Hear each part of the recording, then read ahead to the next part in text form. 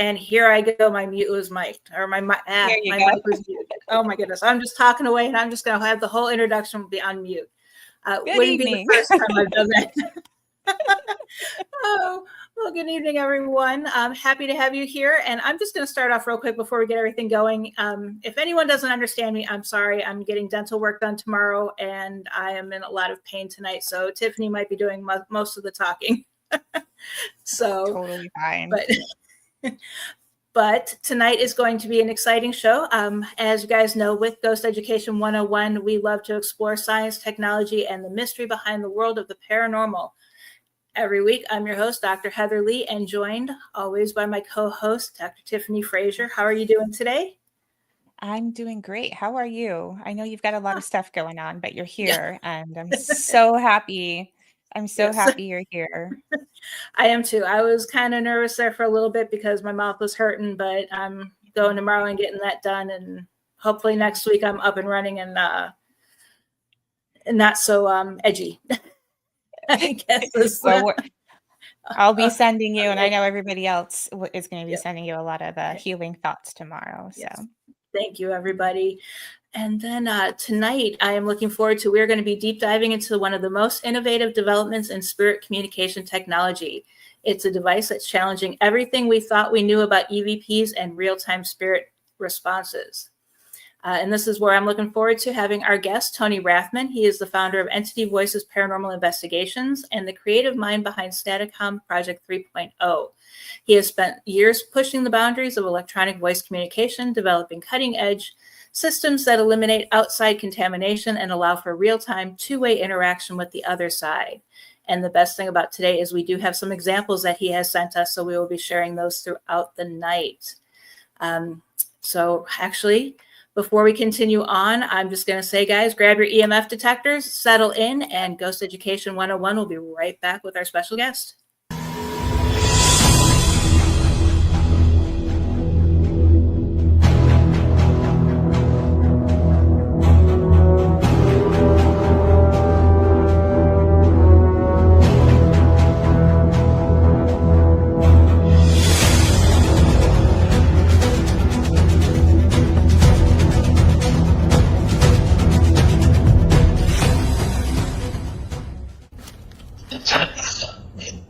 Time what?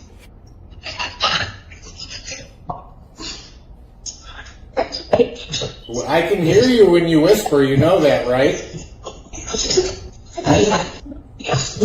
Spirits, if you're not familiar with this device is called Staticom.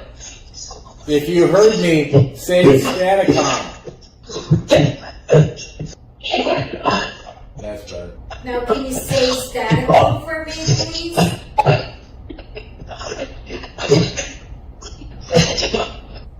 All right, Spirits, if you don't want to say Staticom, let's play another game. What am I holding in my hand? Glasses, thank you. Thank you very much. How about pineapple? Can you say pineapple? Oh, perfect, thank you. How come you can't say Staticom like that? It's one word. It's one word, Staticom. Have you not been able to talk to humans before? If you can hear me, spirits, say elephant.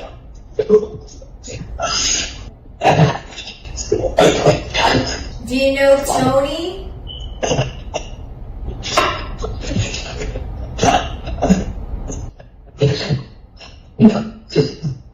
It's me. If we use this device to help cold cases, will you answer the question?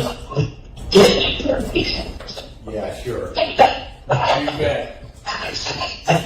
Thank you. That will help. That'll help a lot.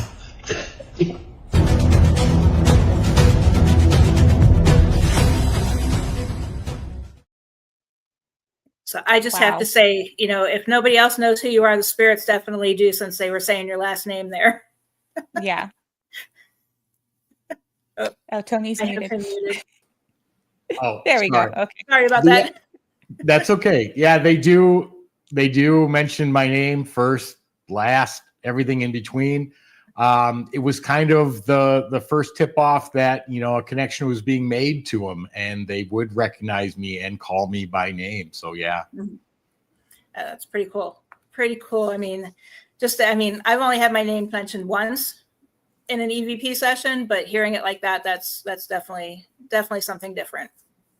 Yeah, we wanted 15 and a half years ago when I started this, I was a complete skeptic. I didn't believe any of this. My wife started watching TV shows when they started coming out, and she'd always say, "Come on, you're going to love this. Come sit with me and watch this." I'd last about 2 minutes. I'd get up, I'd look at her and go, "Come on, this is for television entertainment only," and I'd walk away. Well, then she tricked me, and back in 2010, it was Valentine's Day weekend. She said, "I want to do something different for Valentine's Day." I said, "Okay, what do you want to do?" She goes, "I want to go ghost hunting." And I was like, "Oh, you're kidding me." But I had two choices, take her or have her mad at me until the following Valentine's Day, and didn't want that. So I did some internet research, found a place that had a reputation, and took her. Well, when she got home and she started going through EVPs, there were answers to questions that we asked, because I played along and wanted her to have fun. And that just absolutely blew my mind. And we're coming up on 16 years, and I've been chasing voices ever since, because it's fascinating. Yeah. It differs from any other capture because you literally get handed a bucket of information right from the beginning. I can tell if it's male or female. I can tell if it's an adult or child. I can tell what language they're speaking. Is it English? Is it something else? I can hear if there's a territory accent or dialect with the way they're saying the words. And I can tell their emotional state. Are they happy? Are they angry? Are they upset? That is unmatchable to any other capture.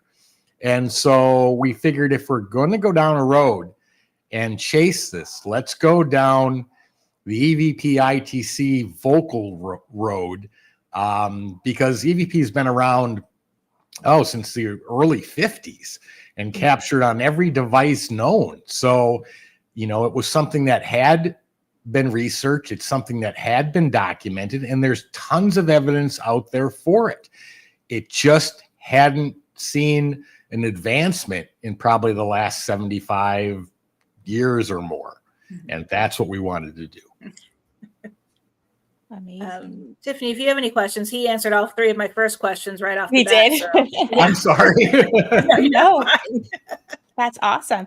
I do have a question for you. So, you run into a lot of people, especially people who just don't believe. You say, you were once a skeptic, and, they'll say, and it's a very valid question, well, they don't have bodies. They don't have a voice box. They don't have vocal cords. How is it possible for there to be a voice recorded on some kind of device? It has to just be the radio. It has to be. Well, there is no radio. We removed it. So we use only white noise. So it cannot be a radio, cannot be a radio signal. It has no ability to pick up any signal. Not radio, not satellite, not walkie-talkie, CB, ham radio, baby monitor, nothing. Wow. And then we also took it a step further. We took it to a double PhD at a specific university. I'm not going to mention name or anything, but he went through the electronics piece by piece, section by section, and he said, let's group it into two sections, A and B. He said, I have no problem with B, which was 90% of what was put together. He said, the only thing I have a problem with is the white noise generator, because it's in a plastic casing. It is susceptible to EMI, or electromagnetic interference, and possibly certain types of waves. Mm-hmm. So he said, encase it in steel, EMI resistant casing, ground it in military grade Faraday material. He said, then ground the circuit 2 feet into the ground with a huge metal pole. He said, if you still get voices after that, I'll be impressed. Guess what? Didn't stop a single voice. Wow. As far as the remainder of your question, so it's not radio, it's not outside signal. Where do these vocals come from? Well, you're right. If they're non-human bodied anymore, they don't have vocal cords. But you don't need vocal cords to produce speech. You need energy, frequency, and vibration. And people say, okay, yeah, but that's, energy, frequency, and vibration. If this is actual speaking, I'll say, yep. Does your radio have vocal cords? No. Now, what are you hearing? Speech. Where is that coming from? Energy, frequency, and vibration. But great. That's question. Great. I love that. And I'm going to, if you don't mind, I'm going to use that to prove a point the next time I'm asked that question. Absolutely. That's a great way to put it. Energy, frequency, vibration, even Correct. with the radio. I mean, even Jimi Hendrix used to play his guitar and make it sound like speech. Mm-hmm. And I don't know if anyone's ever heard that, but it's pretty incredible. I haven't, but I'm going to look it up after the show. Yeah, it's amazing. Yep. But again, it's the energy of his fingers plucking the strings vibrating at a specific frequency and producing sound. Wow. And that's what we went after. And then that's the basis. No, go ahead. I'm sorry. Oh, no. Oh, that's okay. The one thing that I really love about the system is that it's live and interactive. You don't need to record and wait till later, because that's one of the biggest problems with paranormal research is 9 times out of 10, you don't know until you get home and it's too late, unless you have plans to go back to the location and talk to them again. But what kind of adjustments or ability to make adjustments do you guys have to do to, like, while you're doing it live? Like, are there any tech adjustments you need to make sure that you're communicating right, or? Not usually. In beginning systems, I mean, we literally went from a former method called direct radio voice that went to Staticom. Staticom got advanced to Staticom 2.0, and now we've advanced it to Staticom 3.0. The only adjustments that need to be made are some fine tuning, and that can vary by location. It just depends on, sometimes it needs tuning, sometimes it doesn't. But the system is pretty well set to a point where, with some minor adjustments, you flip it on, the voices are there. They're there 24 hours a day, 7 days a week, 365 days a year. And you don't even have to speak. You can listen to them talk to each other. But then when you ask a question, boom, that answer comes flying in with timing and relevance and answers the question you asked with intelligence. Right. And do you guys ever just leave it on and not communicate through it, waiting to see if they try to reach out to you, be like, hey, I want to talk? All the time. And some of the strangest conversations that we've heard them talk about. But, it'll be on and my wife will be cooking, and, I wouldn't have said something for the first half hour. And I'm like, Spirits, what's my wife making? Spaghetti, or, whatever she's making. And it's correct. It's 100% correct. Yeah. It reminds me of a scene from like Ghost where they're sniffing it all out. And yeah, I was going to say, like, this might freak some people out because they are there. They're everywhere. Well, and that brings up a really good point, and that's a great question. And one of the things we haven't yet to determine, even though we've asked question after question, what am I holding? What's in my hand?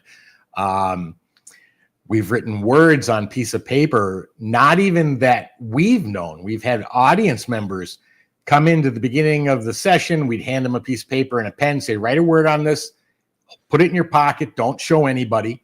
And then we'd ask Staticom what word is written, and it will answer what word is written, and correctly. And we've even done that test across the country via video conferencing. Wow. And they can get it. But the question really is because they're spirit, can they actually physically see?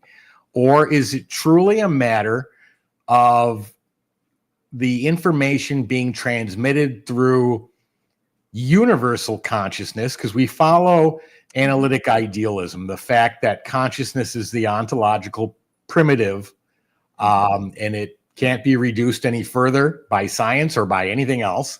And therefore, it is the basis of all life. And if we believe we're fractal portions of universal consciousness, which really doesn't conflict with religion. Religion says we're all from the same, all part of the same God. Well, if you change the name from God to universal consciousness, yes, we'd be portions of it. And we believe that that information is being transmitted when I say, what am I holding? And it's glasses, which you heard in that last clip. They get it from probably me because I asked the question. And the second I ask the question, I'm thinking the answer, which through consciousness then transmits to them as one mind, and they answer. That is so amazing. Recently, I was on an investigation with a fellow teammate, and we were we were underground in this. It was like a 7-story building, and the foundations, everything was very old in Atlanta. It was all brick, just stone and brick and everything. And there was nobody down there with us, and we were setting up to get our investigation started, and both of us heard a disembodied voice of a woman speaking. We couldn't make out what it was, but it was clear as day. Somebody behind us was speaking to us. We both heard it. I was in front of him. I turned around and I go, "You heard that?" And he's like, "Yeah, I heard that." We checked, no one's there. And so, how I explain it to people is that, again, going back to spirits not having vocal cords or anything, they have to communicate via psychic energy. And the way I proved the point is that we were both wearing body cams, and both our body cams did not pick up this voice, but we both heard it at the exact same time. And so, it's really interesting for you to say that, because it kind of helps strengthen that point of perhaps they are communicating through some cosmic energy of and using psychic energy in order to get a point across, or in order to get information. Because when we have a thought, every thought we have is energy, and that translate somewhere, right? So maybe they're able to pick up on that, and that's how they're able to get that information. Even though you're in a state and the other people are in a different state, that energy is still there and it can still be transferred. That's a great point. And I was curious. I wanted to know if they weren't human, and I'm using my vocal cords when I speak, how they hear me. If they don't have ears with follicles that vibrate, which send that vibration to a liquid center of the ear, which then vibrates to a point that it sends that signal to the brain interprets it as speech. If they don't have human ears, how do they hear me speak? And in fact, I sent you that clip. It's called Energy. This would probably be a good time to play that. Yeah, I can play it real quick. Hold on. Okay. Sure. How do you hear me speak?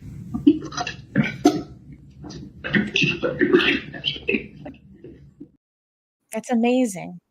Yeah. I mean, it's full sentences, timing and relevance to the question I asked, answered right there, and intelligent. Energy of the mind. That's the thing. And my wife and I did EVP research. Well, we still do it. But for over 15 years. And a lot of times the answer to the question would show up on the recorder before we even finished asking it, or before we even started asking it. That explains it. They don't need my vocals. The only thing that needs my vocals is the recorder to know what I asked. But for them to get what I'm asking and respond is not needed. So then we tested that. We took a bunch of people in a live presentation and said, don't ask your question. Don't even tell me what you're asking. Raise your hand that you have a question and just think it. And sure enough, their answer comes through. Yeah. And that also ties with, I know we had an investigation years ago where we didn't get any other evidence in the house, but we had the words "get out" on our EVP. Actually, it was a video or camera that caught it. And it was the voice of the woman who lived in the house. And it was recording her at the time, and her mouth wasn't moving. Wow. So it was one of those where, is it, was she nervous and she was wanting us to get out? Was it the spirit saying in her voice, trying to play tricks? But it was just, I've always wondered if there was a way that we could put our consciousness on an actual recorded device, similar to kind of how the spirits are doing it. I don't see why you wouldn't be able to, but people always say, how do you know you're not talking to yourself? Well, my wife had terrible stomach pains. I mean, she was in severe pain one night and I had it on. So I asked Staticom, are you getting sick? Or is my wife getting sick? And they said, probably. And I said, what should she take? And this word came through and I didn't even react to it because I didn't know what it was.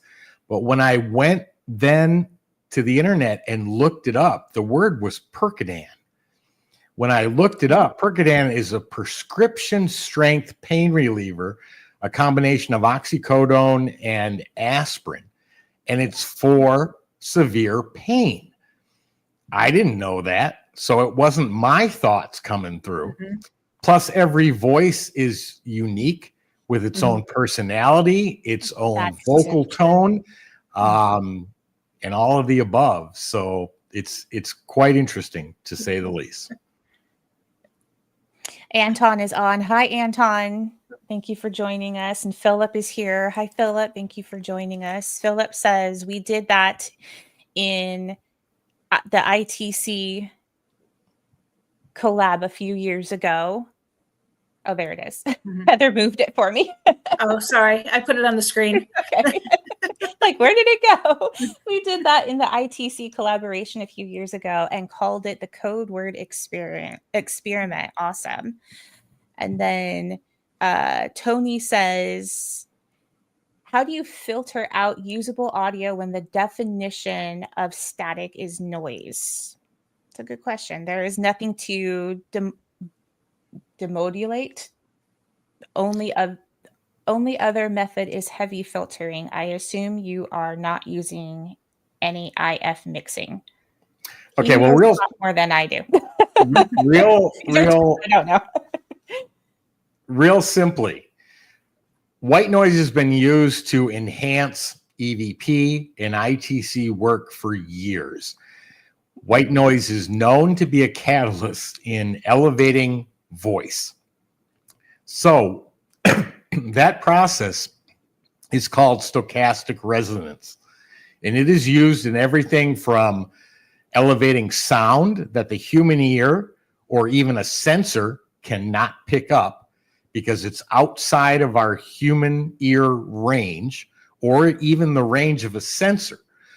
White noise through stochastic resonance is used to take a sound that's not audible, and it takes the voice that we can't hear, and that voice overlaps a handful of frequencies within the white noise itself.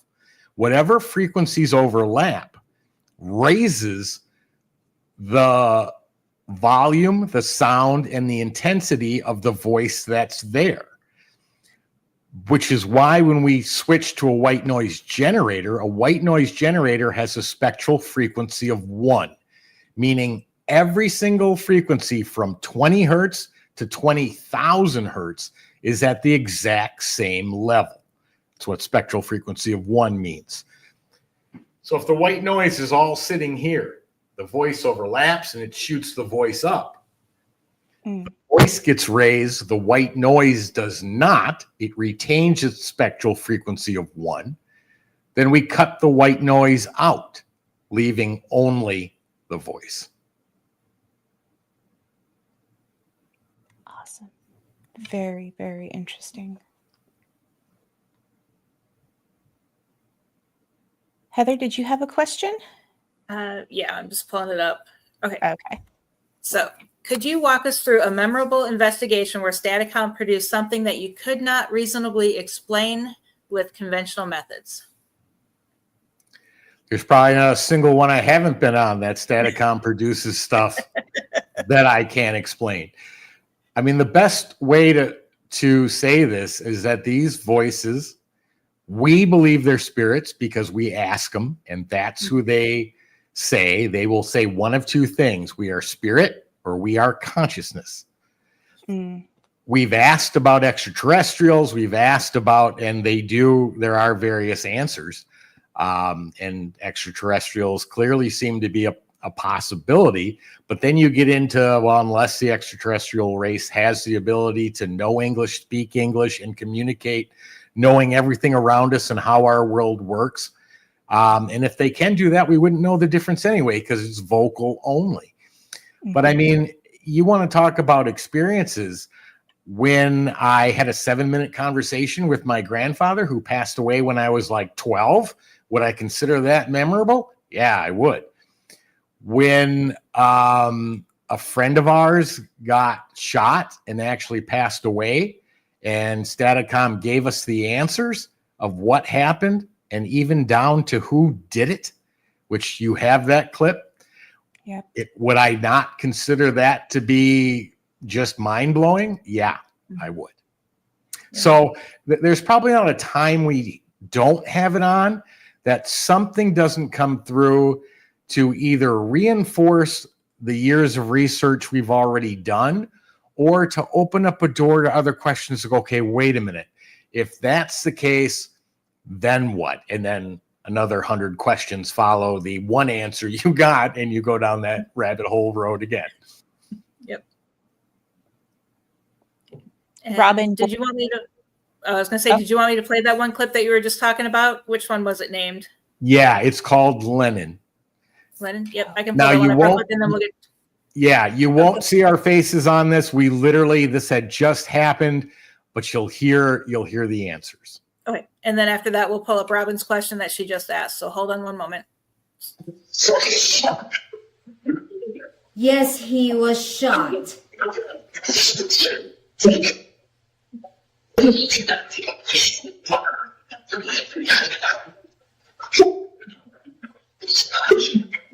Lenin, did you know that you were shot?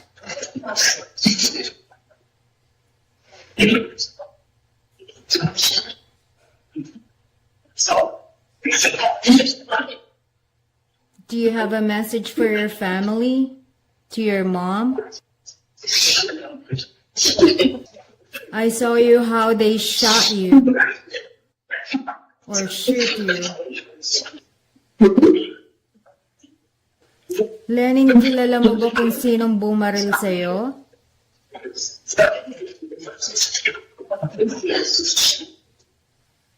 Yes, para mabigyan ka ng hustisya.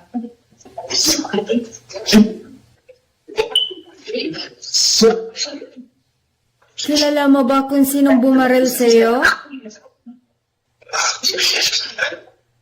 Just give me the name, Lenin, so I can help you. Did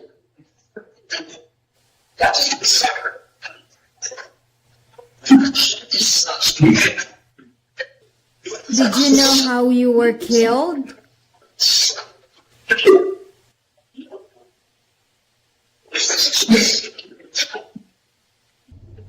Lenin was shot and killed last Monday. Lennon, do you know who did it or not?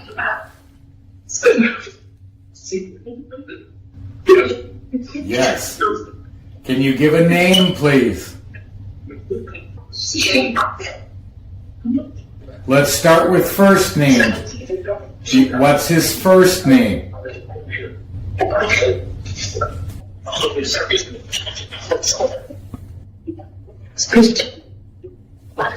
Christian. Was that a name? Was Christian a name?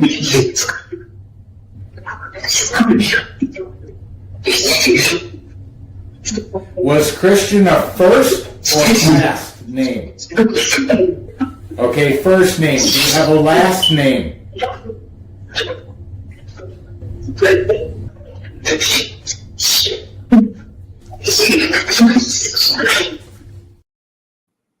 Wow. Wow. Now, the first question that's always asked is, has this been proven? Can you prove it? Well, you know what percentage of murders get solved in the Philippines? Because that's where this occurred. About 0.001.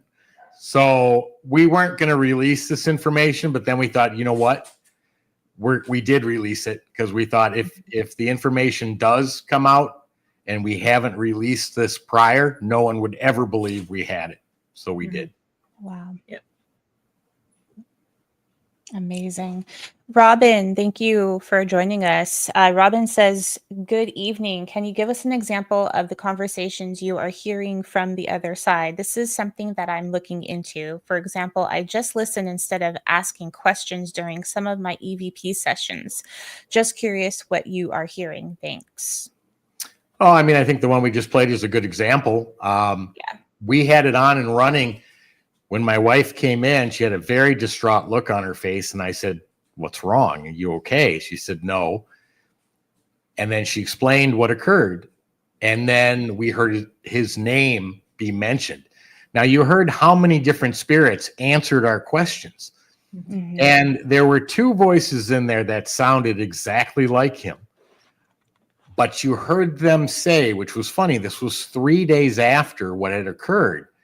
They said, he's not up yet, which we found fascinating. Is there a transition? Is there a certain amount of time it takes to go from the embodied to the disembodied? What's that transition like? But the fact that they all knew what happened to them, they knew what occurred, and then when they were answering our questions, but said, he's not up yet. Thought that was absolutely fascinating. Yeah. Jerry's here. Hi, Jerry. Thank you for joining us. So Jet going over. I'm trying to mute my mic. that's okay. You're okay. So when you're recording these sessions, how are you validating what is being heard? Do you have any checks that you go through? How do you weed out any audible pareidolia too? Okay. Well, first of all, there is no audio pareidolia in white noise. I mean, it's every sound blending together at even frequency. Could you have warbles and artifacts of sound that could be caused by electromagnetic interference? Yeah, you could. But I think if you hear even just the clips we've played, did you believe any of that to be audible pareidolia? Probably not, because we had these voices analyzed by electrical engineers, and they came back and said this is absolutely an impossibility from randomness in white noise, that the speech follows consonant, vowel, diphthong use, emotional expression, pauses, identical to human speech. Mm-hmm. And the last way, there's two more ways. The last way to identify it is voice pattern recognition. So if I think I heard a sentence and then I repeat the sentence and voice print both sentences, regardless of vocal tone, there should be a match in the emphasis of where the syllables are placed within the consonant vowels of the sentence. So you should be able to see a similarity between the two. And then the last one we're working on is, which is much more difficult, AI is making great progress, but we want to see if we can get AI to match what it believes is being said against what we're hearing. And then that brings me to another AI question that I have here, and that's where did it go? I have so many questions. Heather knows me. I always have all these questions. Yep. As I have AI a list too, becomes but he must have read them beforehand because he's answering them all as I he know. goes. So I'm knocking them off as he's What I talking. have too. As AI is progressing, how do you see technology reshaping the future of spirit communication and research? This is a big one right now in the paranormal field, because especially when it comes to, and actually me and Heather were talking.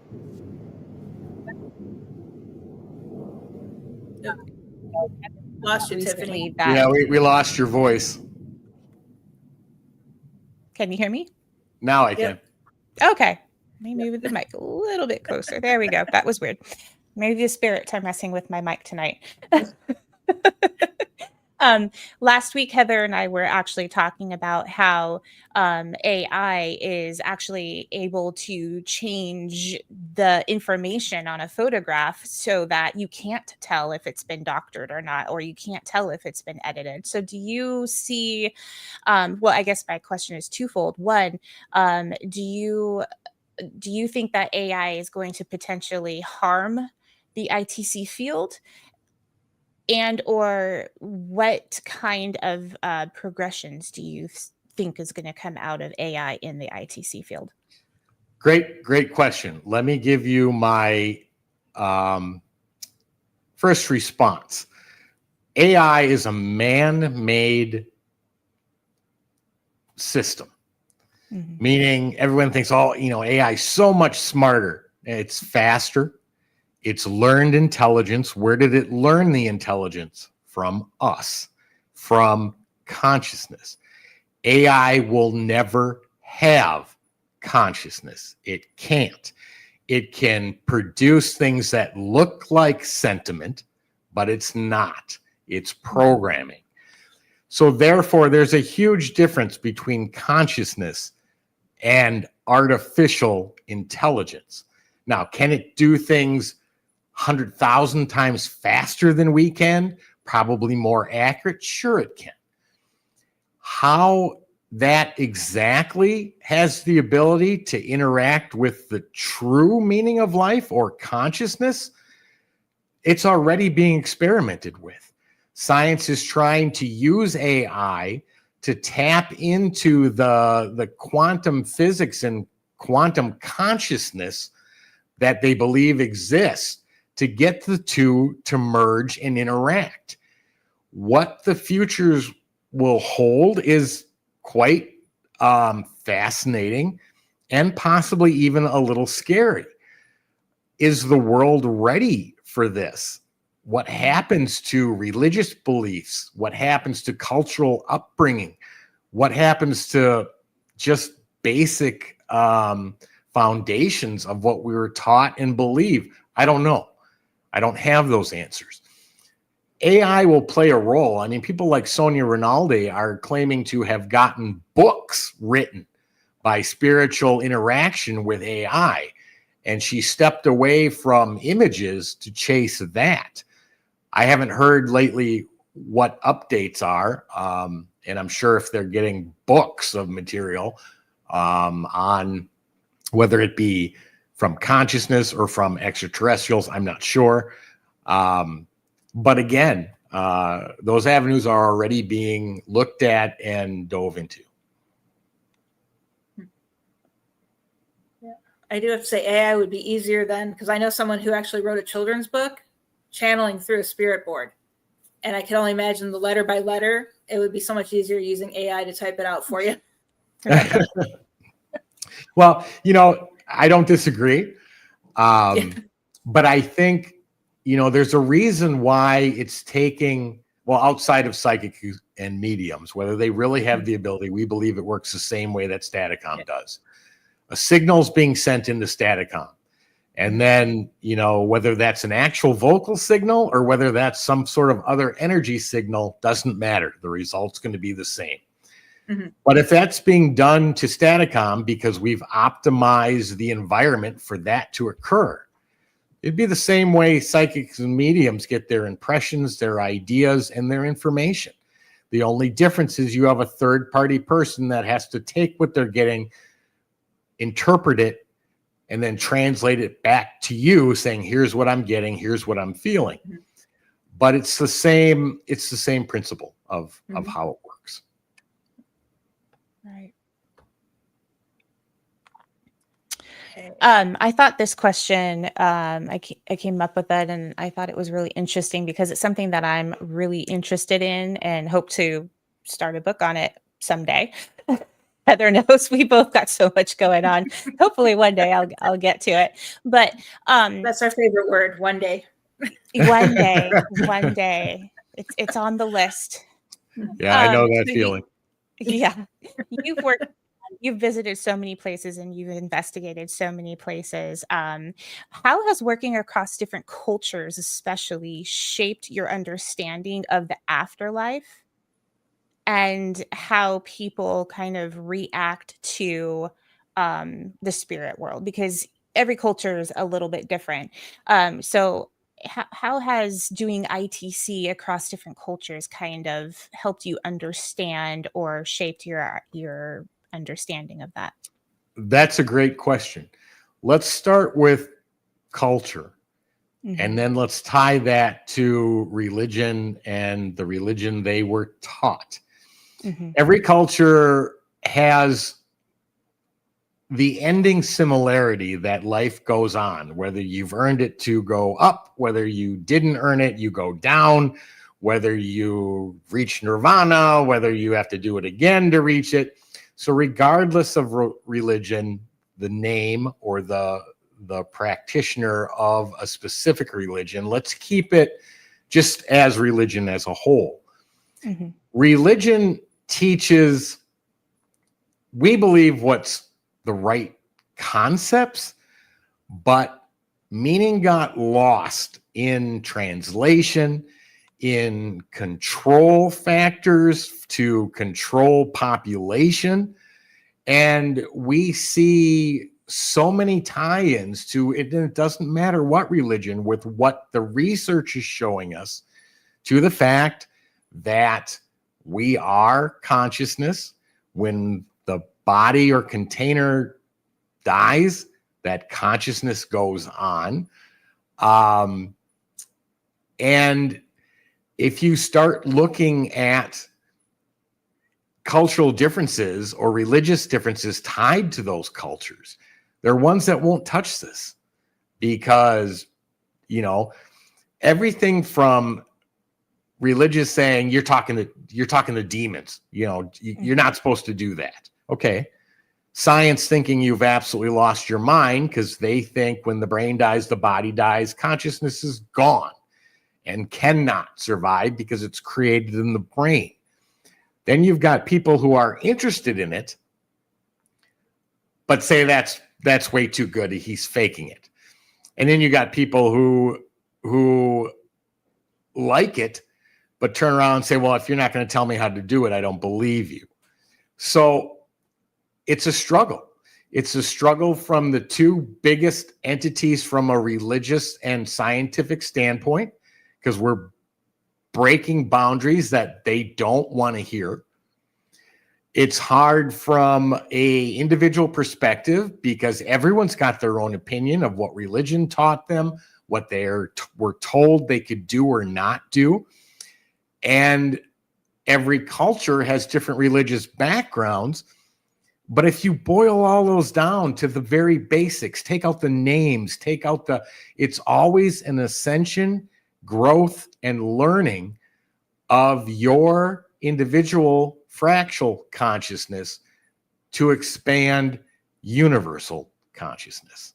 And that tie-in is where we believe, because it's a short, distinct, straight line path, that makes the most sense of it being a reality.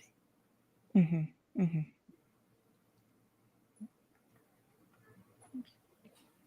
Did have a question pop up, but I think it is for Tiffany, real quick. Oh. Have you read about the possibilities of the brain's pineal gland and its crystals? No, I have not. Not yet. We'll I'm put gonna that look on the that list up. of research. That is going on the list of research. Thank you, Anton. And one question I do have, Tony, for you is, hold on a second, my screen flashed on me real quick. What ethical considerations come into play when attempting two-way communication with non-physical entities?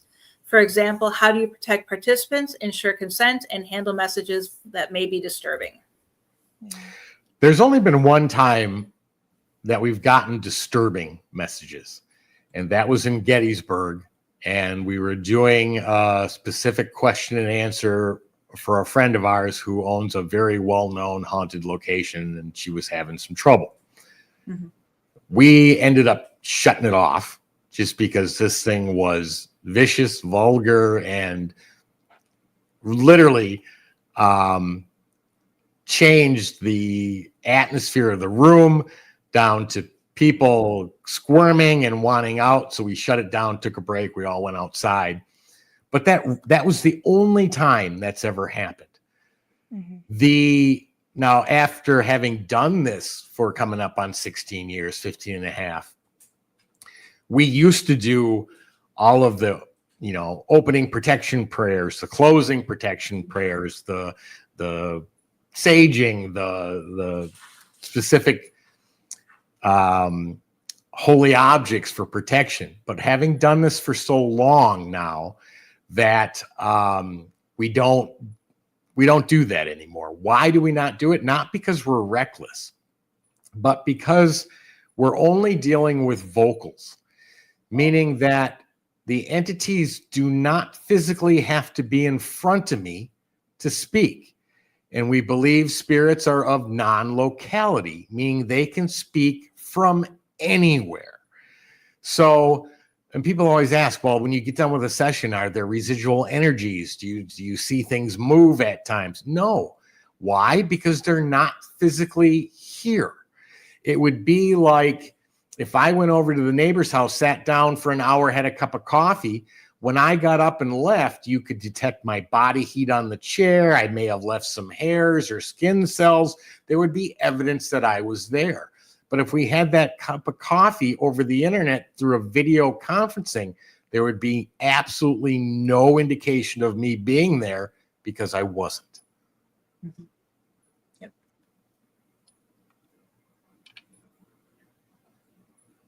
Let's see here. Let's find one he hasn't answered yet. Well, let me bring up something we always get asked.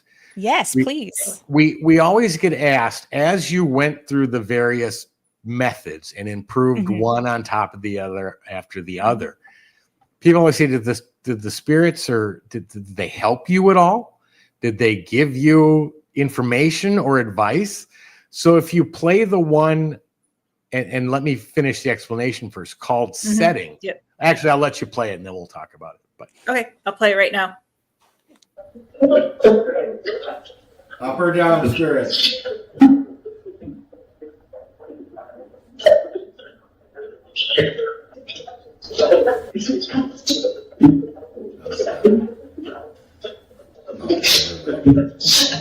Seven, okay. You at 7.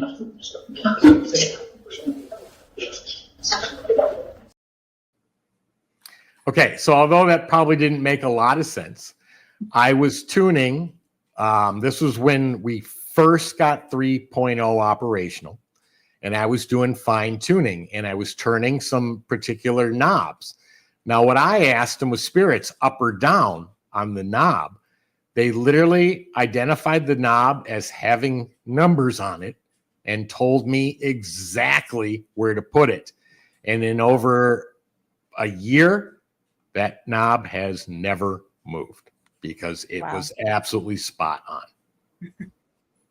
So, and that's one of probably 20 clips we have where they're giving us information to improve it. So that question always comes up. Did they help? Absolutely, they did. Yep. So did you know about radio communication? Did you have any experience with electronics prior to developing the Staticom? You did?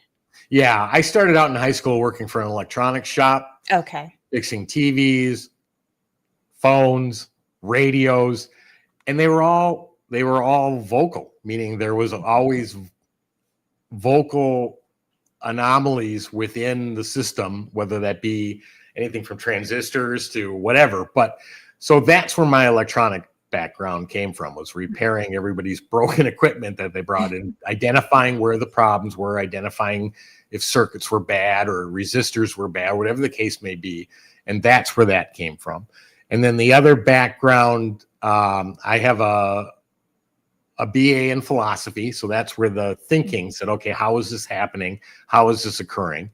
And of course, it didn't help that my father was a 46-year physics professor. So that some of the toughest questions I've ever had to answer came directly from my father. But, you know, after doing this for 15 and a half years, he's finally, I'm breaking that hard shell around him to ask some questions. In fact, just last week, I think it was, he asked me something. I was just blown away by the fact that he asked, and I'm glad he did, because coming from a materialistic, hardcore physics person, those questions usually don't get asked. So it was great to see that.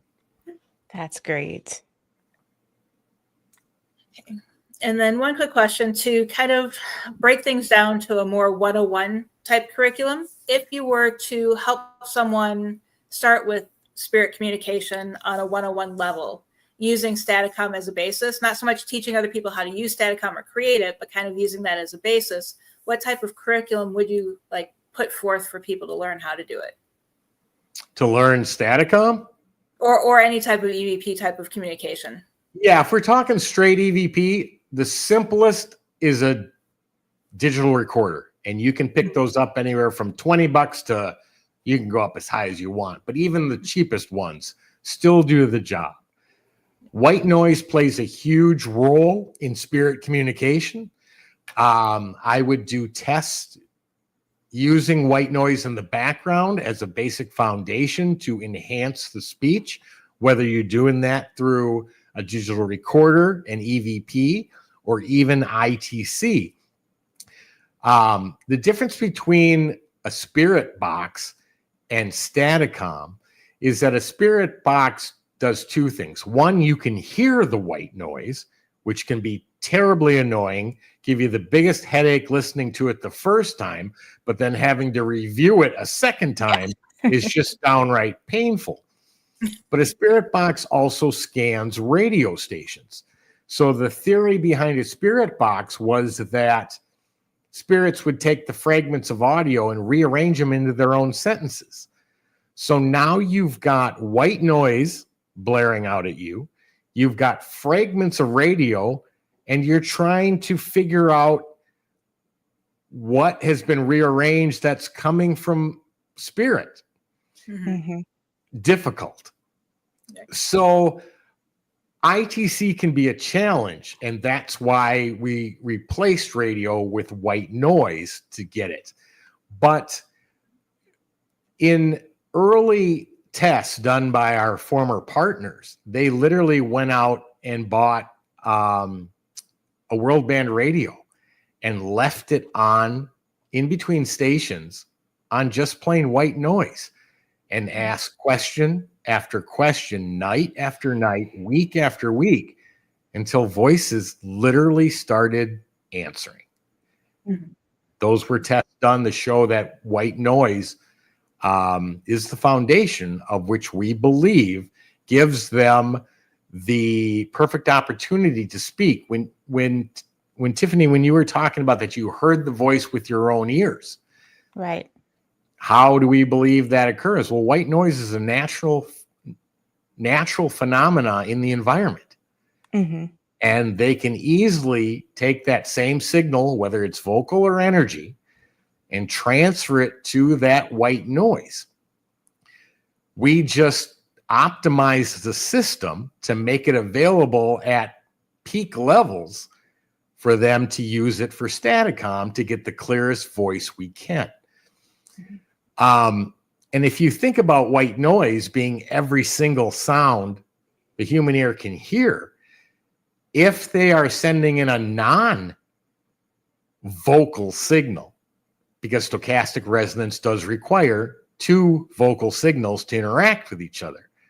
But what would happen if it's a non-vocal but energy signal? Well, let's think about that. You've got every tone from 20 hertz to 20,000 hertz. Now you hit that with an energy signal varying across every frequency. That's like handing sheet music to an orchestra. It's going to produce sound, vocals, and audio sounds. Wow. And then for white noise, just to clarify, it does not always have to be a radio, like static radio. It could be a lawnmower, flowing water, a fan. Is that correct? We did tests years ago to see if other water, air conditioner, fans. I even taped mics to my car and drove around town. Did voices show up? Yes. The problem is they're not equal sounds. If I'm driving along a road and another car passes me, that changes the energy level of the white noise, which made it near impossible to pull the voices with any regularity. Mm-hmm. A white noise generator, a radio hasn't been used for years. A white noise generator, every sound is even, spectral frequency of 1, mm-hmm. meaning we don't fight that fluctuation in the white noise. Okay. Nor do we pick up any radio waves or satellite mm-hmm. or anything else. Does not have the ability or the circuitry to do that. Mm-hmm. Interesting. And that was good. That actually answers the next question that I was going to ask. I was going to ask if you have ever found if any particular environmental fluctuations influence how often or how many voices you're able to pick up. Well, we use the entire broadband spectrum. Mm-hmm. So it allows for any of them speaking. And there are times we turn it on, there's so many speaking all at once that it can be difficult to hear because they're all going, okay, here's my shot. I got to talk now. And they do try to. We've had to literally say one at a time. If you all speak at once, we can't hear any of you. And that happened to us just last Sunday night. We were running it live at the Orpheum Theater here in Phoenix. In fact, there's a clip from that live session. This was a very small section. We did a special presentation for this group, but it is called I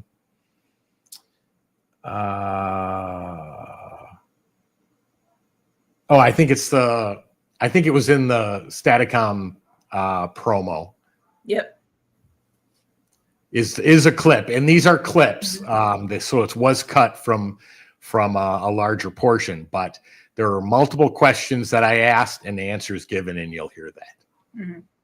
Yeah. Did you want me to replay the promo now that people know what to look for, or did you want me to play the one you played wasn't promo. The one you played was 4th round at the beginning. This one's called Staticom. It's actually a promo for our Patreon page, but I can play that one now. You ready? Ready. Loud and clear, please. One at a time. What do I have in my hand?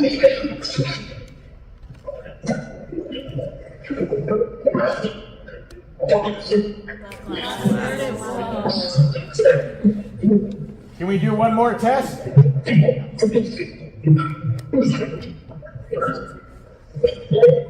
Yes, we can do one more test.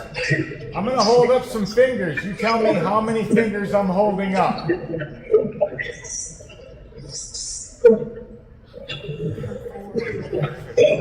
All right, I got them up. How many fingers do I have up?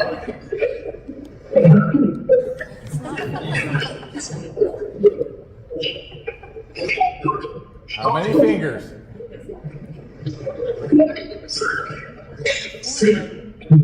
Spirits, what's my last name? Can you tell me, please?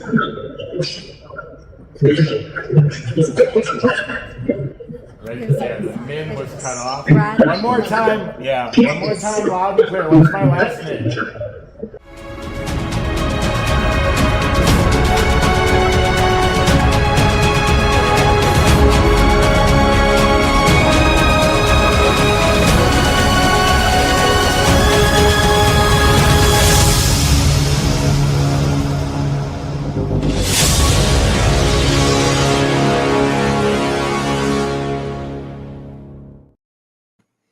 So again, just random questions, answer, timing, relevance, and correct.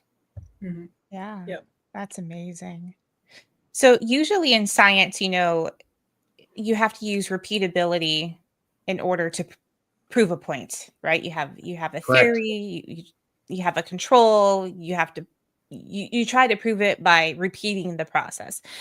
And in our field, there's no way for us to repeat it. We can't say, hey, you need to show up now, please. I mean, I guess sometimes you can, and they do.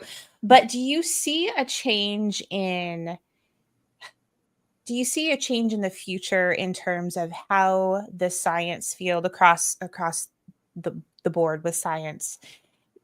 Do you see, or do you think a change in thinking is going to occur where science finally says, yes, there's something happening here, and we're willing to take a closer look at evidence, data that's been caught?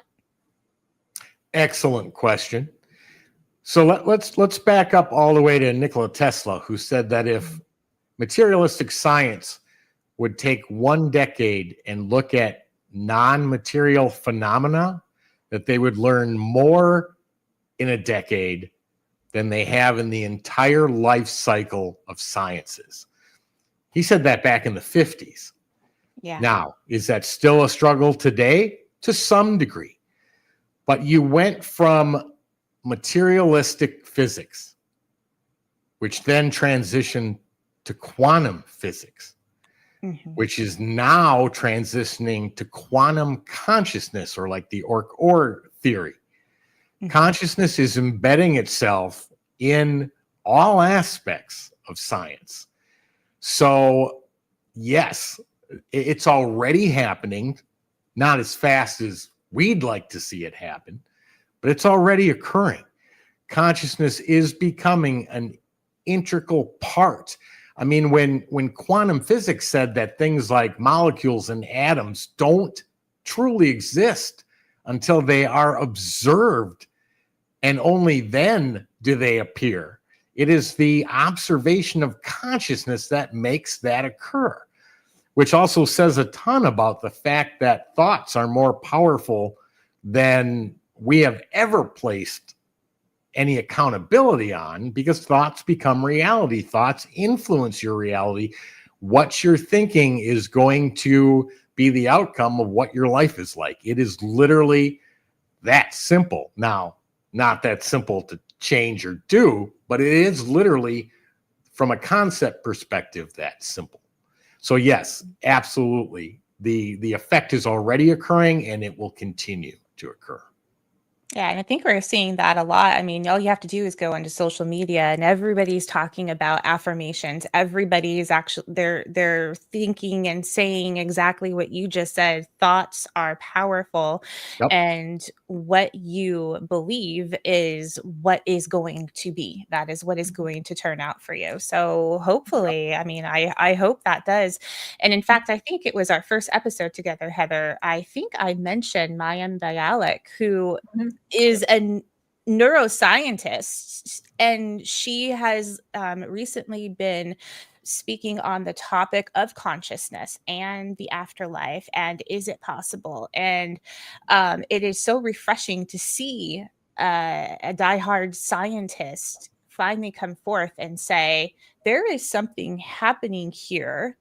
Let's stop discounting people's experiences and take a step back and really look at what could be happening, what could be possible here, because Right. we don't know everything. No, of course not. And even when we explain how we believe this is occurring, we could be wrong too, and we're willing to accept if we are, because that's how you truly find what is happening. But so yeah, you That's gotta true look at it. science. Correct. That's the definition of science, right? Yep. And then this one kind of dips into a little bit of what we might have been talking about before the show. But Staticom 3.0 is described as arguably the closest thing to Thomas Edison's theoretical phone to the dead. What's next for Staticom? Are you working towards 4.0 commercialization, or what else is next? We're not yet looking at commercializing it. Why? Because we're not done. When we originally started this, it was never to make money. It was never to sell anything. It was made for the research, and the research only. It was the success and the responses that we're getting, which, are still pretty much considered anomalous today. But, you've heard some of the samples played. It's mind-blowing. The next step we finished Staticom 3.0. I just partnered with a ITC researcher and electrical engineer in Brazil named Samuel Andrate. His father was also an ITC researcher, still is. His father wrote multiple books, also helped train Samuel as well as his electrical engineering skills. But we have agreed to share knowledge and build 3.0 to the next version and any version after that. And that includes changing more things on the system, getting it more compact, again, increasing clarity. I mean, we made huge strides on the clarity, but there are still some people who have never heard an EVP before in their life, and they go, I have trouble hearing. Okay, understood. Some of it is ear training, but we want to rectify that. We want this to be so clear that not a single person who ever hears a response wonders what was said. Now, is that difficult? Absolutely, because even in human speech, things get misheard when we're talking to each other. So, but as close as we can get to avoiding all scientific scrutiny that either A, it's a stray radio wave, which we've already killed that, but that it's some sort of warbles and artifacts to sound. So that's the other. But every advancement that can be made to absolutely alleviate any of those concerns are what's in 4.0. Exciting.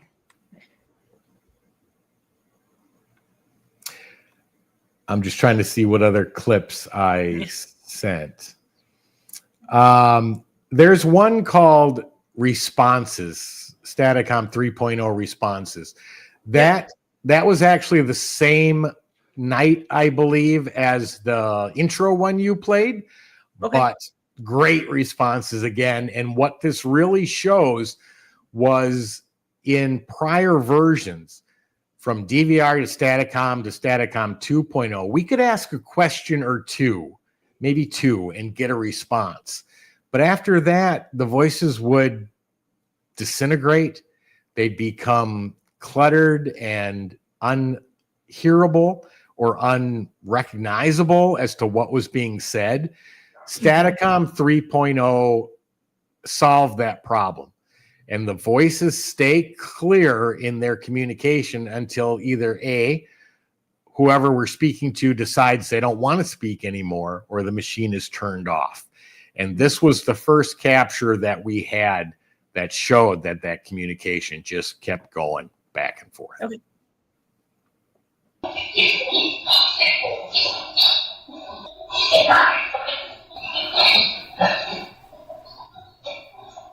Rathman, I heard you say Rathman. Yes. What did you want to say to Roger? It's Tony.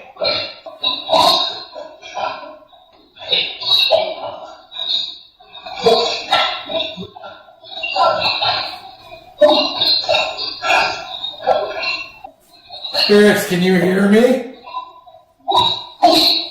Yes, okay. That was a loud voice that just answered. What's your name? That's a strange name. How many spirits are here with us right now? A lot? A lot, yeah, that's what I thought you said. Because there's so many of you, is that why all the background chatter? They're talking? Do you have any messages for us?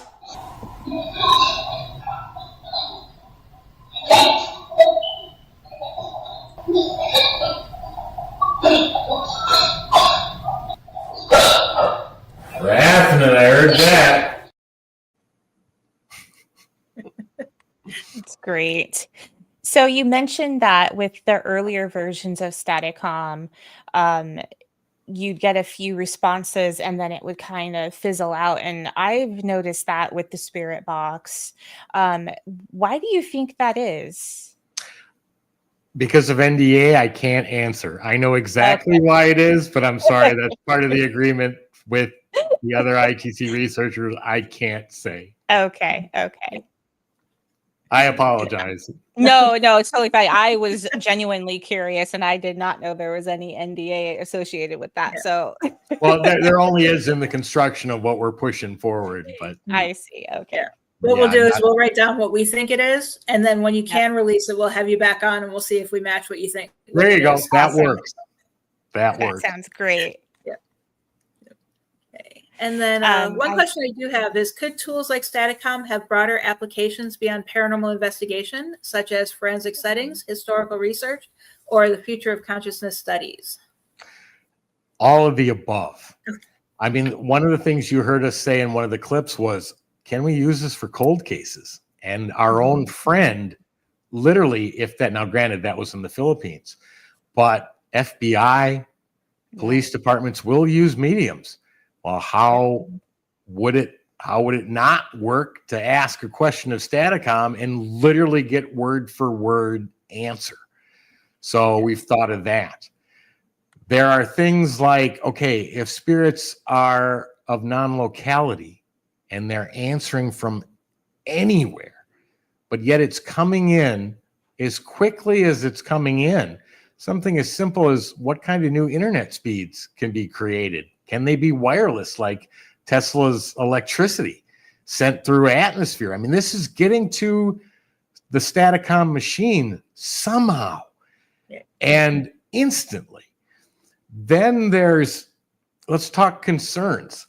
Let's talk about religion breaking down or having information that they don't want out there. Let's talk about the breakdown of or the realignment of science. Let's talk about something as simple as a court case where two people are fighting over a house in the will, and you could bring a device like Staticom into a court case, bring up the person who wrote the will and have them go, no, the house was supposed to go to. How does that work? I don't know. I mean, there are so many things that I don't know. I don't have those answers. But information, answers, and people say, well, did you ask who built the pyramids? Did Atlantis exist? What was left out on the information in the Bible about the crucifixion of Christ? I could spend the rest of my life asking questions, but that would detract from me advancing, building, and testing. And so it's a balance. Right. And then just one more question on that kind of line of thinking is, do you ever fear, because it could be used by the FBI or any other governmental organization, that it could be taken away? Yeah. I mean, no doubt about it. They could take it away. I could probably build one again in less than 24 hours because literally, I mean, I work with this thing every day. It is ingrained in my mind. But yeah, those fears are there.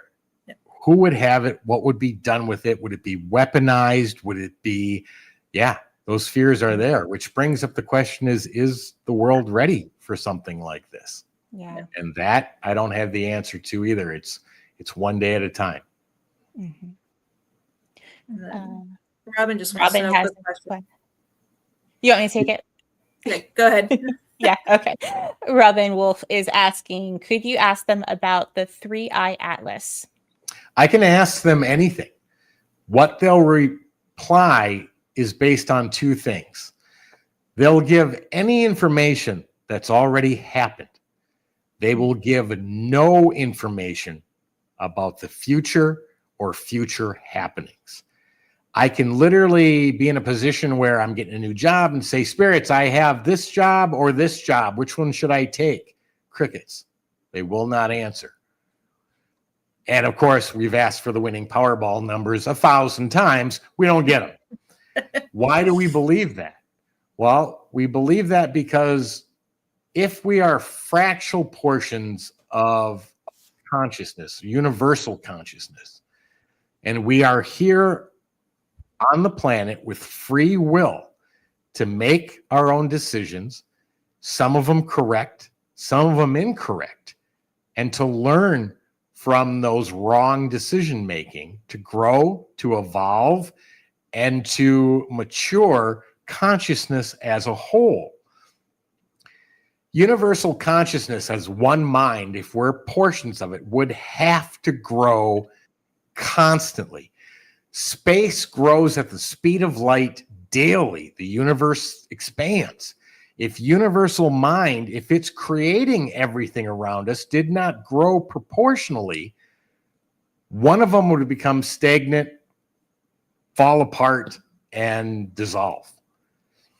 So if you were to ask a question about 31 Atlas, you'd have to phrase it, has it gone by before? What is it?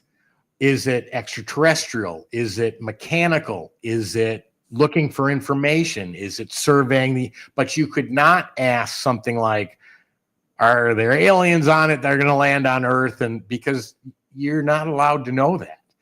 And our people always say to us too, things like, what's the veil between living and the afterlife?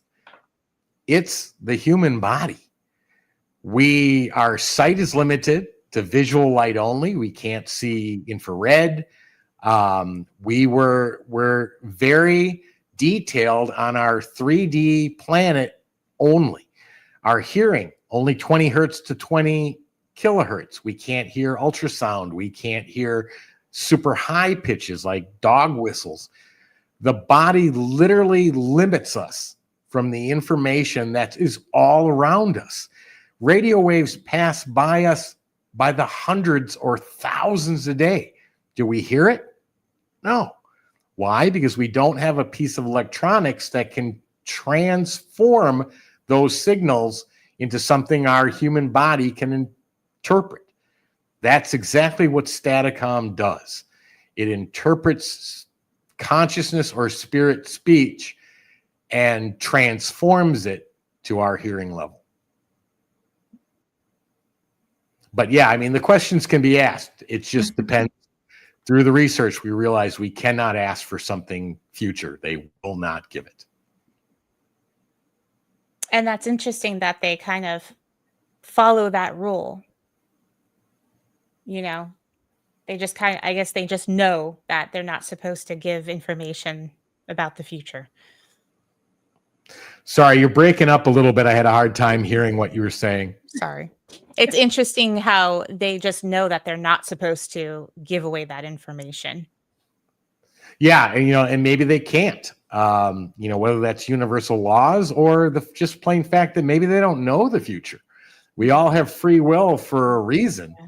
And, consciousness, thought, and free will, I think, would have to play a pretty big determining factor in what future becomes and develops as. Mm-hmm. So maybe they can answer that. I don't know, but it's possible.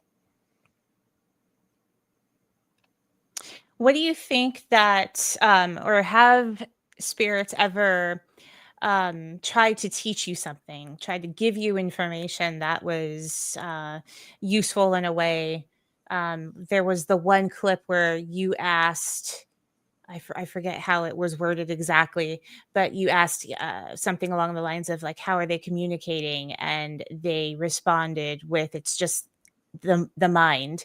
Do you ever get, do you get a lot of those types of responses where they're trying to teach you like what it is, what the process is in crossing over and what it's like on the other side? Absolutely. I don't even want to tell you how many terabyte I probably have of things like that.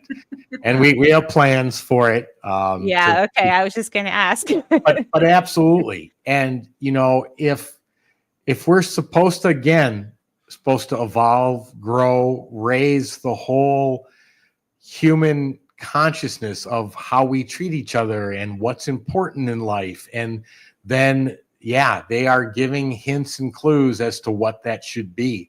And even people who study UAPs and knowledge of extraterrestrials, that is the one place where they far exceed human beings. We are still fighting wars. We are fighting different religions. We are fighting just the stupidest stuff. And raising the human conscious condition is, I think, an absolute necessity to raising life as we know it. Mm-hmm.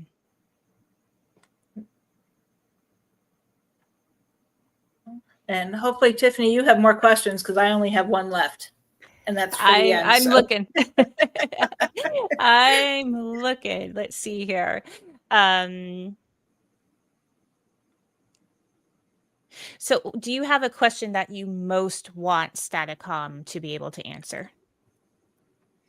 Again, there's so many. And, you know, everybody's got, you know, the biggest question that I had starting this so many years ago was, if EVP's been done and people are getting voices from ITC,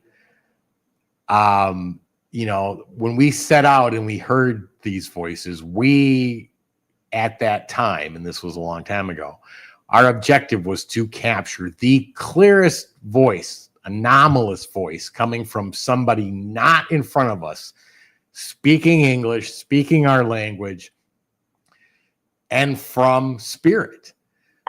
But as my friend Rick McCollum always said, and a few years ago, this really hit me hard, but he always used to say, when hunting spirits, I found my own. Well, that got extended for us because it's not about a single ghost making vocals. It is about consciousness, who we truly are, consciousness having a human experience, and what we return to after we're no longer human embodied.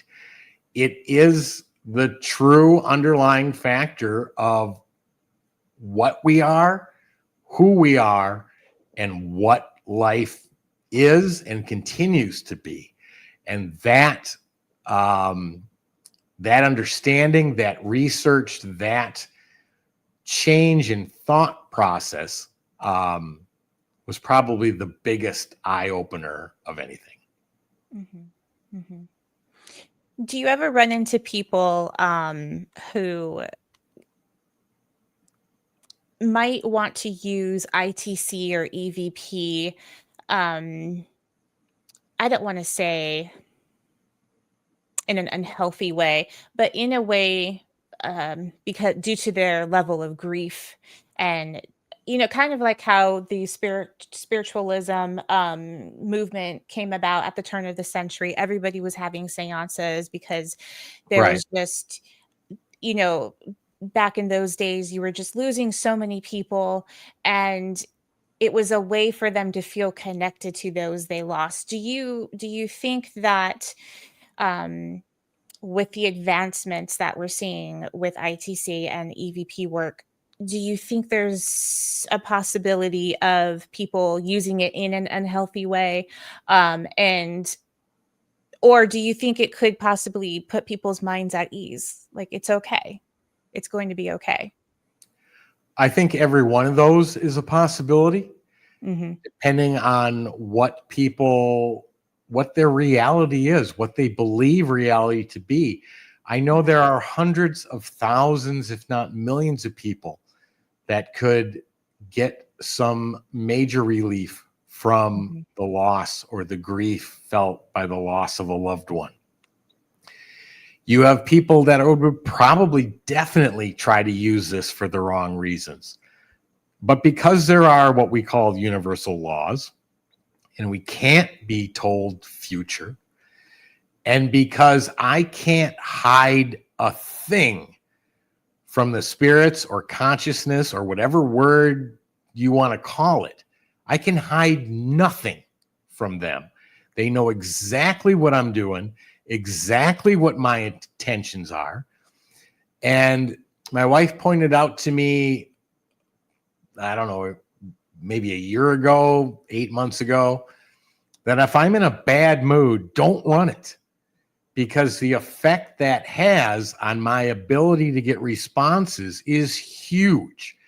So I'm hoping that if somebody did plan to use it for the wrong reasons, that they would be halted by the answers given, by them knowing that the wrong intentions were being put forth.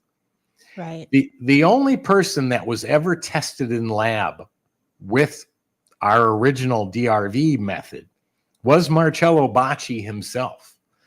And they pulled his vacuum tubes out of his radio, because that's what he was using, one by one, to see where the voices would stop and not come through anymore. Guess what? The voices never stopped, even pulling them all.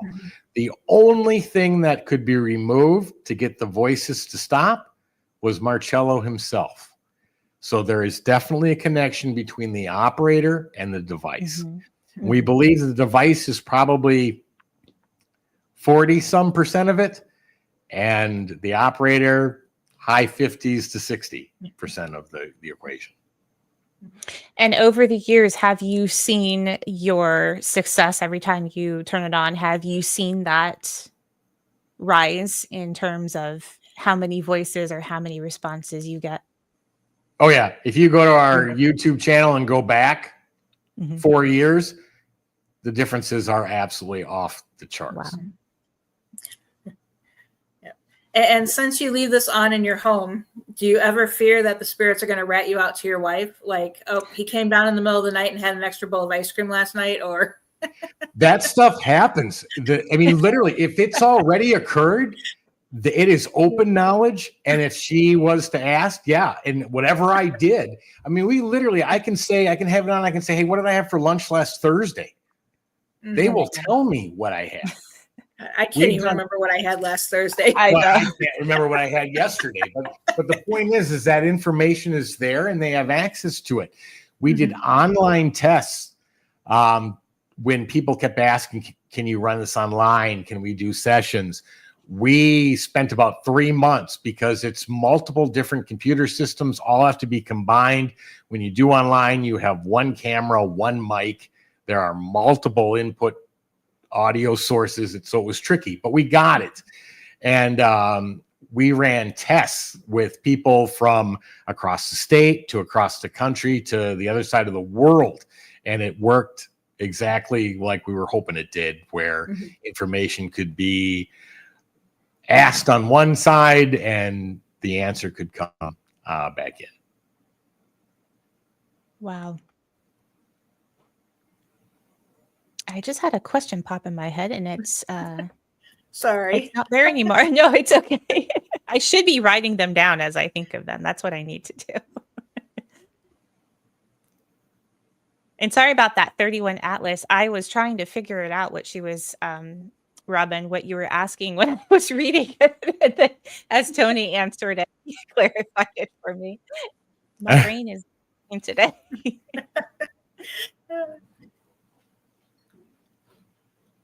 My nerves are rubbing off on you. I think so. Yeah. Yeah. I'm constantly checking on her this week. How are you? Are you okay?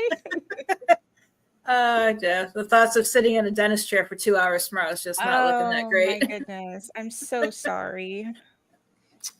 Yeah, I'm not a big fan of the dentist for anything, let alone major dental work. So I feel for you. I had to go to my doctor today to get a basically a Xanax, just because last week when I went to the dentist for a checkup before they do the procedure, my blood pressure was 210/145. Oh. And he's like, don't come in like that next week or we're not doing it. And I'm like, all right, that just makes it even makes it even worse. You're going to be okay. I know. It's going to be okay. Oh, I'm so sorry. I was like, oh, that's a good question. And I made you lose it again. So yeah, I'll be quiet. No. I'm still trying to remember it. It's not. It's you're okay. Sorry, your audio is breaking up again. I'm having a little hard time following what you're saying. I'm sorry. I'm not sure what's going on. I might have to get a new mic this weekend. So that's better now. Okay. You let the spirits. I think it's either that. I think my internet's being a little wonky tonight too. That might be the issue. That's what it appears to be, because it's not just one person talking. When what I just experienced was both of you. Yeah. And so it's probably a signal transmission. Yeah. Mhm. Yeah, I think there was a big sun flare that came through yesterday too. If Ah, I think I read that somewhere. So very And after I possible. do these lives, I go back to work because I work for our cable company. And yeah. I'm like, hey, get our internet working better. Yeah. Well, while you think, we do have 2 more clips. Did you want me to play one of them? Absolutely. Okay. This one starts off with Chip. All right. Can you say Tony? Did you just say Rathman? Yep. So you know who I am. Can I know who you are? Yes, sir. Thank you. Who am I speaking to?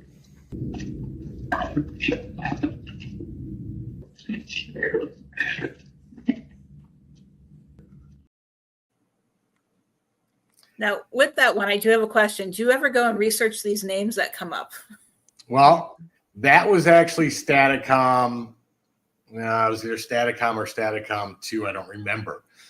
But because after a question or two, we'd lose it, I couldn't ask anything further. So I couldn't ask who was president when you passed away or what year. Or so considering the names, Chip Patton, Harold Patter, relatively common. I doubt there's any hidden consonants or in those 2 names. Mhm. But not knowing time frame Yeah. makes it almost impossible because I have no idea where we're shooting for. If we were able, if this was Staticom 3.0 and we could follow that up with who was president, that would give us an 8-year period. Well, depending on who was president, whether it was for 1 or 2 term, but Right. that would have narrowed time frame down to then check. But the funny part about it is that you can almost hear the ageism in their voice when they answer, like they're almost struggling a little bit to talk. And we found that absolutely fascinating. But yeah, had we been able to ask more questions, we could have got more information to do deeper research. And we did look, but looking up Harold Patton and then mashing it against how many death records, that would come back, not feasible or time. So we're always looking for getting enough information to focus that research into something that we can track. Yeah, because I was curious because we did one investigation in Vegas at a location. Of course, we have an NDA and I can't talk about the location that we did, but we did an EVP session and we actually played it back while we were still there and listened to it before we left, and we got a name. And when we researched that name, it turned out that it was a police officer. There was a news article that we found that was hit in a hit and run, and he was investigating the mob in Vegas. Oh, wow. Yeah. And then it matched up to all the other information that we had gotten from him the rest of the night. So I love matching names to actually finding who they were in real life. Yeah, when you can do that, sorry, I got another jet going over. When you can do that, that's absolutely incredible. We have been able to research many things that we've captured. And the accuracy rate is really high. One time we did a test where we took 100 past known history questions and literally sat down. There was a group of us, and we took turns asking different questions. One person had all the answers to them, but the rest of us didn't. We went through, we asked them all, and then verified what responses came through that were correct and which ones were wrong. We were at like 95% out of 100 questions that were correct, which is... So that would be great for cheating on a history test. Be great for a lot of things. Cold cases. I mean, when police or FBI doesn't know where next direction to go, I think we could probably get information to direct them. Yeah. Wow. If you could have one scientifically verified answer about the afterlife, what would you want it to be?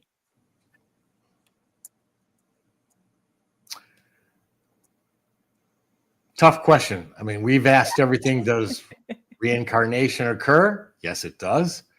We asked if we get to choose whether we come back or not. Yes, we do. I would have to, I guess, first figure out, I guess I'd want to know where consciousness starts, meaning how far down does it go? We know it goes to dogs, cats, horses. How far down does it go? Does the mosquito I swat have consciousness? And what are the choices for reincarnation? Are they all here on Earth? Can I be a conscious being in another body, extraterrestrial? Questions like that, I guess, is where I'd want to start, just because we don't have those answers yet, and those questions arose quite a while ago with the answers that we did get. But where's the line? Where's the line drawn, and where does it start? Where does you get into everything from analytic idealism that says that consciousness is the ontological primitive, but then you go to panpsychism that says everything has consciousness. Right. Every single theory has its holes in it, but which one's right? I would love to know answers such as that.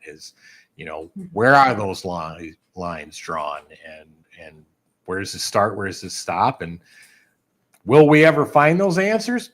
Don't know. That's one of the other questions, is how far can we push that envelope to allow them to answer?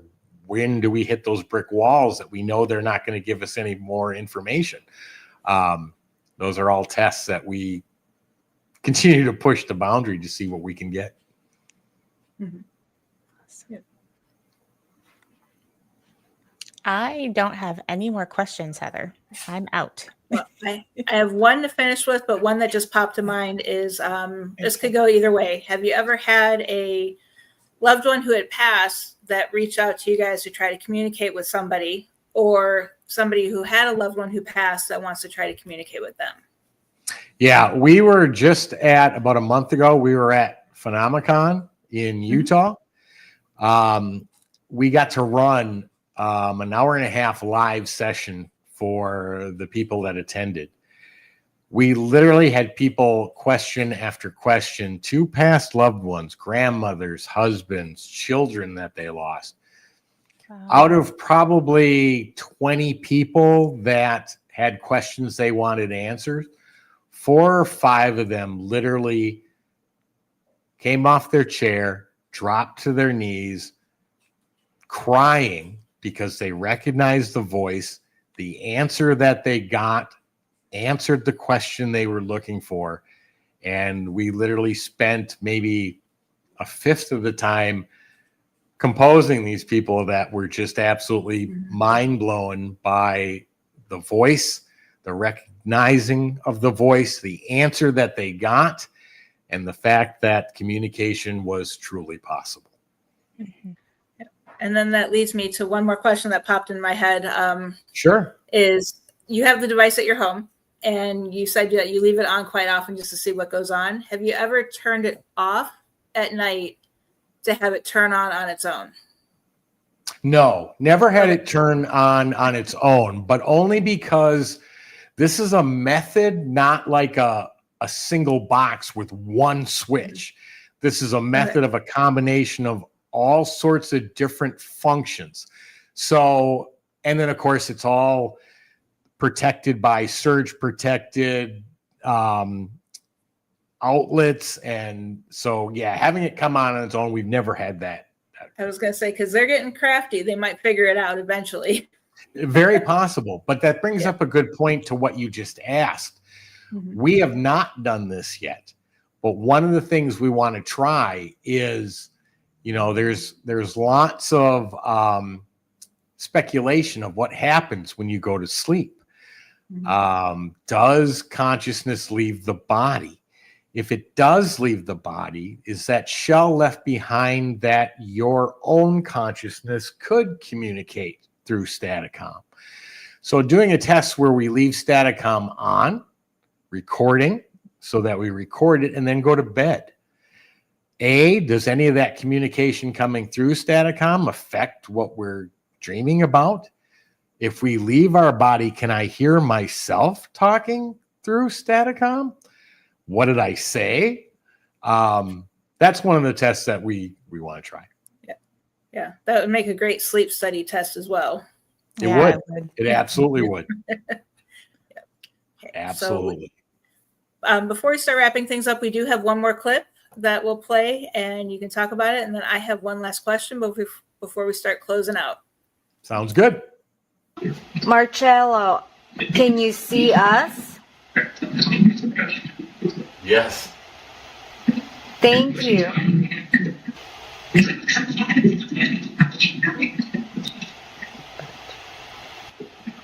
Marcello, you started this method. It's working. Can you please try to communicate with us?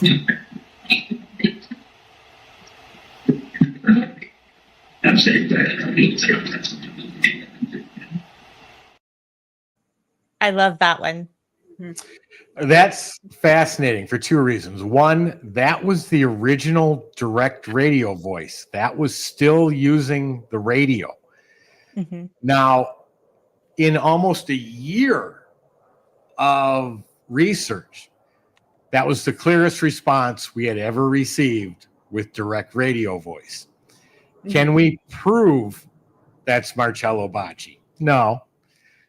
Were we able to ask additional questions? No, because that was the very first version we had. But the funny part about it is that, again, back to the vocals. He was an Italian gentleman, spoke Italian, yet the response came through in English. Yet if you listen to it very carefully, you can hear that sort of Italian dialect in the way he's speaking English, which we find absolutely fascinating. And the fact that that was so pronounced, you heard the other answers before, it's sort of soft, yes, Bacci coming. And then boom, I'd say glad to meet you, which answered my wife's question. You know, this is your method or a method you used. Can you communicate? So that was one of the captures that started this whole process, and that was years ago that we got that. Mm-hmm. Yeah. And then, of course, now I'm getting questions popping into my head. Ask away. If there was one person who has passed that you could communicate with, who would you love to talk to? Tesla. I kind of figured. Tesla had, you know, and I think this is probably the biggest change in the way science operated back in the 20s, 30s, is that they weren't afraid to step out of the boundaries. They weren't afraid to push the envelope. Now, I understand the reason for it today. I understand the pressure of peer reviews, of the acceptance of to not breaking that mold. Tesla didn't care about any of that in the 20s and 30s or whenever he started, but they would push every boundary. And so I think he had ideas of how they worked that are literally still upholding today in 2025, and still had a method of transmitting electricity through the atmosphere. No wires needed, no copper being used. And that either got taken away and hidden or went with him. I'm not sure the truth. There's another question for Staticom. Yeah. Yeah.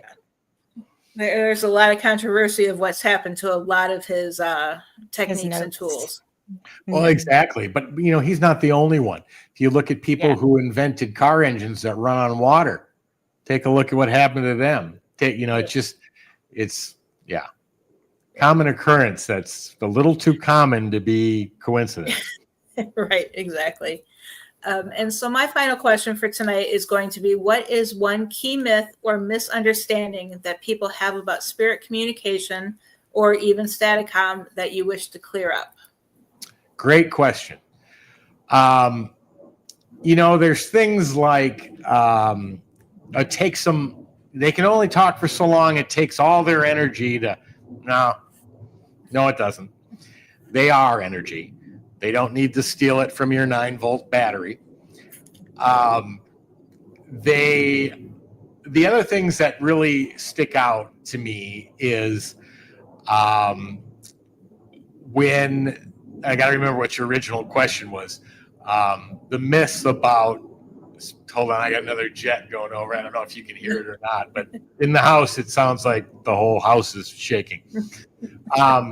But the other myths are that, only through certain people or only through specific methods can they hear you, can they understand you. I can tell you that even if you can't hear them, they can hear you, because it's through your thoughts. They know what you're thinking. They know what message you're giving them. They will be able to receive it, understand it, and know that you're thinking about them or giving them information. Whether you get it back or not, well, that's what we're trying to develop so that people can know that.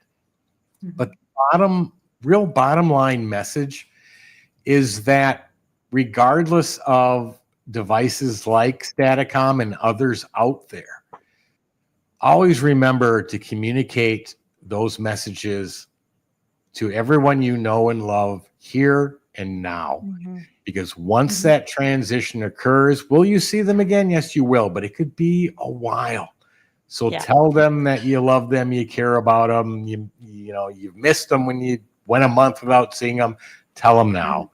Don't wait until the other side. That's my last message. Oh, perfect. This has been amazing. But I do know one other thing that we probably should mention. We talked before the show that you have an event coming up. I do. We will be in Halifax, Canada, November 1st, giving a live presentation, demonstration of Staticom. If you happen to be in the Halifax area, it is called the Halifax Paranormal Symposium.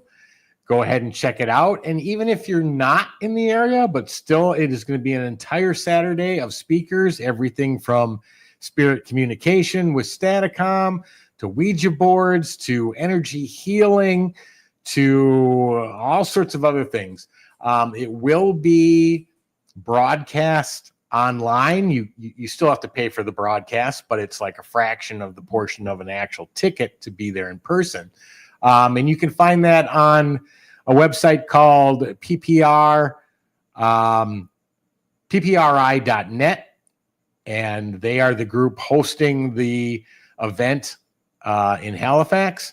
Wonderful bunch of investigators. But if you can, either show up or check it out. It'll be worth your time. And it's just fascinating conversations and discussions. Yeah.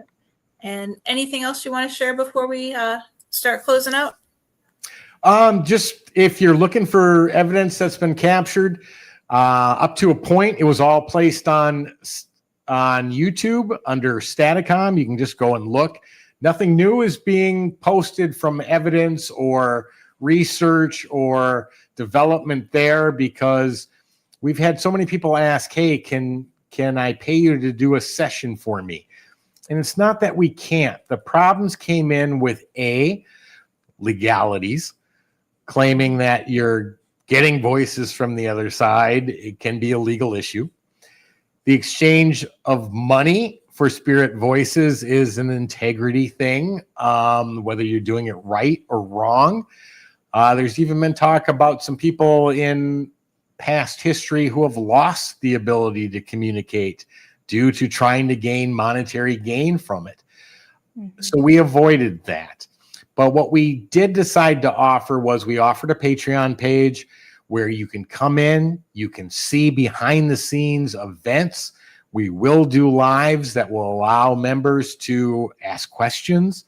of their own and get answers without charging you for it, because the $5 is a charge for the service that we offer each and every month. So, and that's just patreon.com/Staticom // sorry. We'll put that information in the comments for everybody. Yep. Thank you. Yeah. And then we'll also, I'm working on creating a section on our Facebook page just for all of our guest speakers. So you'll have like a photo album with a whole bunch of different things and ways for people to communicate with you, so that way they can reach out if needed. But definitely has been a great night. Love having you on the show. Looking forward to having you again once you can release more information about some of the other projects that you're working on. So I will definitely be in touch to get you rebooked next year. Sounds great. And I just want to say thank you to both of you for taking the time. Excellent questions. Appreciate everyone who asked questions from the audience. Great show. Really enjoyed it. And thank you. Okay. Thank you so much. And then real quick for everybody, you guys can always follow us on Ghost Education 101 on Facebook, as well as you can catch the replay and subscribe on YouTube.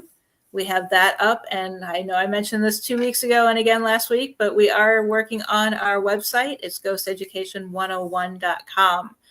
And to stay in the EVP and ITC realm, next week we will be joined with Todd Bates. He's my former producer from when I hosted my other show. And he is currently hosting EVP Explorations, and he's an amazing guy and has some amazing evidence on his own and some unique techniques that he uses. So other than that, I want to thank everybody for watching. Again, thank you, Tiffany, for joining the show as my co-host. It's been amazing the last 3 weeks, and looking forward to many more. Awesome. And again, Tony, thank you for joining us. We will talk to you soon. Bye. Good night, guys.